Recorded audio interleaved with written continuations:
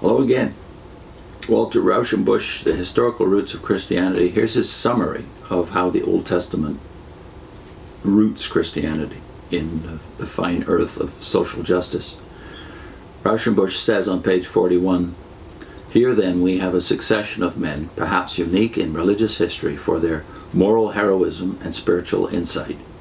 They were the moving spirits in the religious progress of their nation, the creators directly or indirectly of its law, its historical and poetical literature, and its piety, the men to whose personality and teaching Jesus felt most kinship, the men who still kindle modern religious enthusiasm. Most of us believe that their insight was divinely given and that the course they steered was set for them by the captain of history. We have seen that these men were almost indifferent, if not contemptuous, about the ceremonial side of customary religion, but turned with passionate enthusiasm to moral righteousness and as the true domain of religion. Where would their interest lie if they lived today? We have seen that their religious concern was not restricted to private religion and morality, but dealt preeminently with the social and political life of their nation. Would they limit its range today?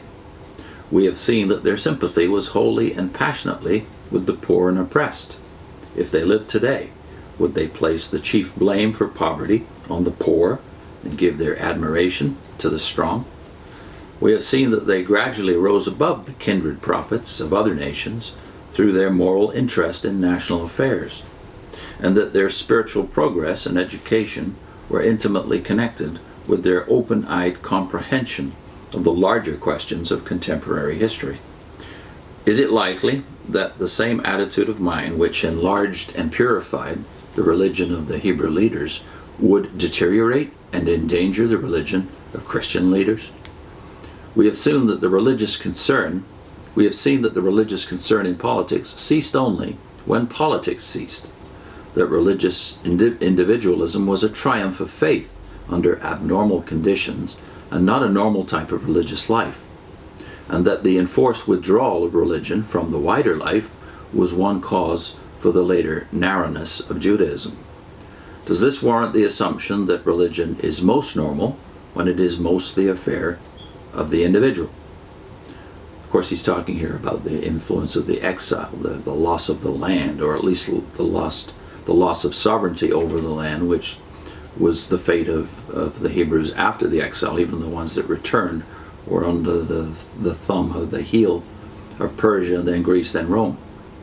Rauschenbusch goes on, "We have seen that the sane political program and the wise historical insight of the great prophets turned into apocalyptic dreams and bookish calculations when the nation lost its political self-government and training.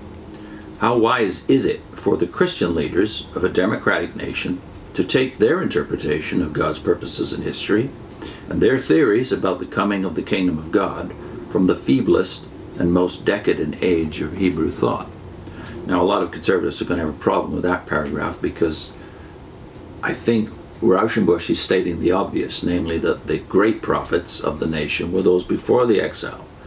The prophets after, conservatives of course believe, were inspired by God. Rauschenbusch doesn't say they shouldn't be in the Bible, but he observes the obvious, namely that the apocalyptic books and the apocalyptic books that came to influence the Hebrews, the Jews in the land in between the Testaments, were much inferior in their insight and in their inspiration to what came before. So Rauschenbusch goes on, "We have seen that the true prophets opposed the complacent optimism of the people and of their popular spokesman, and gave warning of disaster as long as it was coming. If they lived among the present symptoms of social and moral decay, would they sing a lullaby or sound the reveille? No true prophet will copy a prophet. Their garb, their mannerisms of language, the vehemence of their style belong to their age and not to ours. But if we believe in their divine mission and in the divine origin of the religion in which they were the chief factors, we cannot repudiate what was fundamental in their lives. If anyone holds that religion is essentially a ritual and sacramental, or that it is purely personal, or that God is on the side of the rich, or that social interest is likely to lead preachers astray, he must prove his case with his eye on the Hebrew prophets and the burden of proof is with him.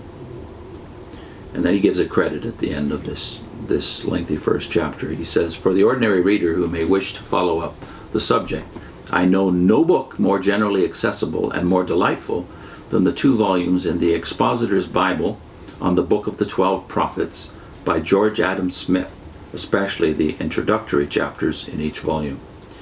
I think it is only honest to state that the Old Testament has never been my professional specialty, and the foregoing discussion lays no claim to authority.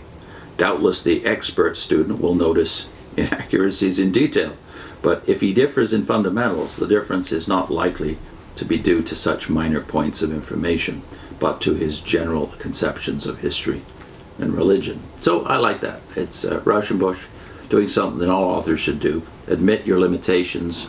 Rauschenbusch was not an Old Testament specialist. Here he admits it. George Adam Smith was one of the greatest Hebrew scholars, one of the greatest Old Testament scholars of his day, a contemporary of Rauschenbusch and of, by the way, Charles Taze Russell and Joseph Rutherford. So I'm going to link to a video we shot a long time ago, George Adam Smith on Isaiah. Next time, we start chapter 2, the social aims of Jesus.